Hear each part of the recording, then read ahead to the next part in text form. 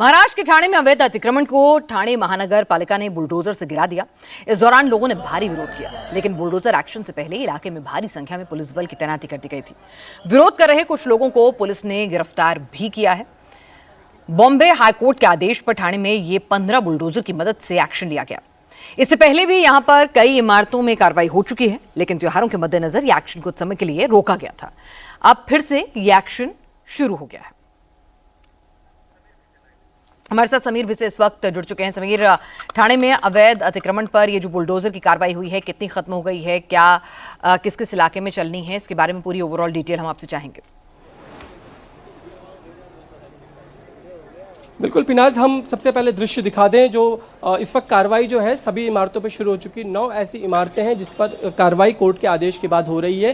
फिलहाल नीचे की जो दुकानें हैं जो हमें दिखाई दे रही हैं, तकरीबन 9 दुकानों पर कार्रवाई हो चुकी है। साथ ही साथ ऊपर के जो फ्लैट्स हैं कुछ, उन पर भी तोड़क कार्रवाई की जा रही है। अंदर ठाणे मनपा के कर्मचारी हैं और वो तोड़क कार्रवाई कर रहे हैं। लोगों का भारी विरोध रहा है। लोगों ने इसका पुरजोर विरोध किया कि अगर तोड़क कार्रवाई होती है तो वो बुलडोजर के सामने खड़े हो जाएंगे, उसके बाद अंजाम होगा उसको भुगतने के लिए तैयार है। लेकिन पुलिस बल का उपयोग करते हुए और साथ ही ठाणे महानगर पालिका के जो कर्मचारी है, अधिकारी, वो मौके पे मौजूद थे। लोगों को समझाते हुए कई बार बलपूर्वक लोगों को वहां से हटाया गया है। कुछ लोगों को हिरासत में भी लिया गया जो विरोध कर रहे थे।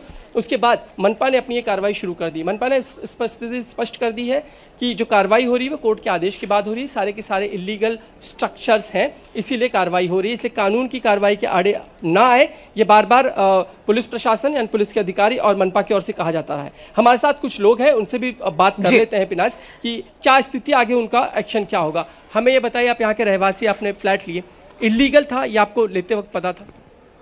मुंब्रा में जो 80% बिल्डिंग है वो ये बेसिस पे बनती है, लैंड ओनर का 7/12 रहता है और बिल्डर्स जो है हमेशा जो भी घर खरीदता है उसको अंधेरे में रखते हैं। वो लोग के साथ पूरी ट्रांसपेरेंसी नहीं दी जाती है। वो बोलते हैं कि भाई लैंड हमारा है, फिर हमको पता नहीं चलता कि इनका कोर्ट में डिस्प्यूट चालू है। अभी जैसे कि म्यूनसिपालिटी अभी यहाँ पे कार्रवाई करने आई थी ठाणे महानगर पालिका, तो जो रिट पिटीशन था वो 4051 का रिट पिटीशन था। वो रिट पिटीशन का जो नेक्स्ट हियरिंग है वो होने वाली है 26 नवंबर को। तो बेसिस अभी तक उसकी हियरिंग भी नहीं हुई है।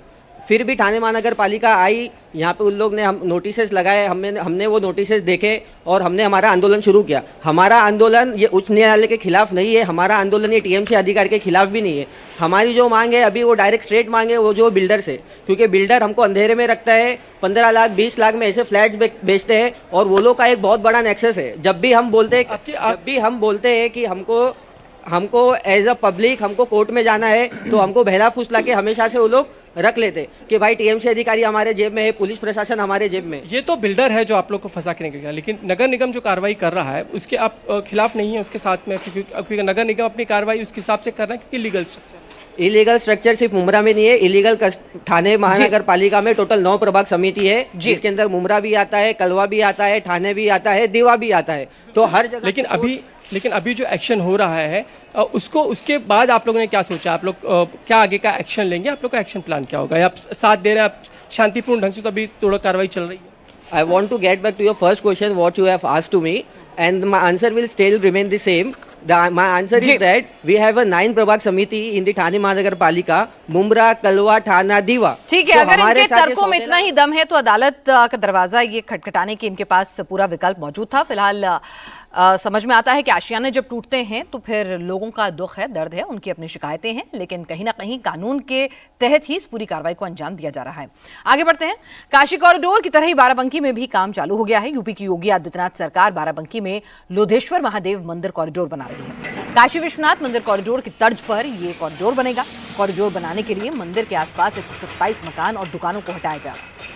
मंदिर के आसपास बुलडोजर चलना भी शुरू हो गया है। जिन लोगों के पास मकान दुकान के कागज हैं उन्हें मुआवजा भी दिया जा रहा है। जिनके पास कागज नहीं है उनका अतिक्रमण हटाया जा रहा है। बाराबंकी के लोधेश्वर महादेव मंदिर की काफी मान्यता है। ये प्राचीन मंदिर है। पांडव भी यहाँ पर दर्शन के लिए आए थे और आज शिव भक्त लाखों की तादाद में यहाँ आते हैं, जिन्हें एक बहुत ही संकरी सड़क से होकर गुजरना पड़ता था और इसीलिए यहाँ पर आस्था रखने वाले लोग कॉरिडोर बनने से काफी खुश हैं। कॉरिडोर बनाने के रास्ते में 127 घर और दुकानें आ रहे हैं। इन घरों और दुकानों पर लाल निशान लगाकर इन्हें चिन्हित किया गया है और इनको गिराने का काम शुरू हो चुका है। तस्वीरें आप देख रहे हैं, बुलडोजर पहुंच चुका है। लोधेश्वर महादेव कॉरिडोर के लिए योगी सरकार ने 200 करोड़ रुपए का बजट आवंटित किया है।